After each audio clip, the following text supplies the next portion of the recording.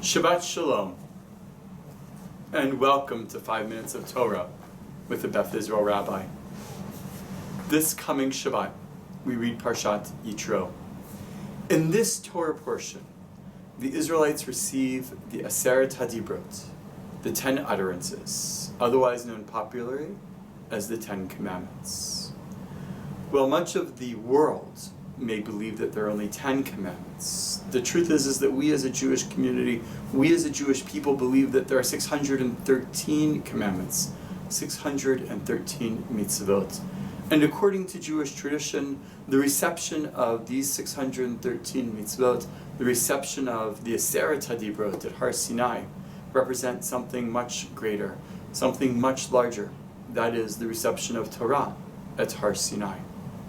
And the reality is, how we as Jews identify with, connect to, understand this particular narrative and this particular Torah portion says a lot about how we connect with the Jewish people and how we connect with our own religious identity.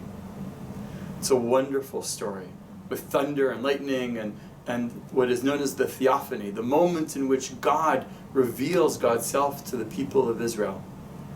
It's an incredible story that creates, in essence, the beginning of Jewish history as we know it until this very day. What I find quite fascinating is that after the giving of the Aseret HaDibrot, God commands Moses and then the Israelites to create a mound for the sake of creating an altar, for the sake of giving sacrifices, giving offerings to God. The Torah in this week's Parsha explicitly states that the people of Israel are to do this so that they may be blessed.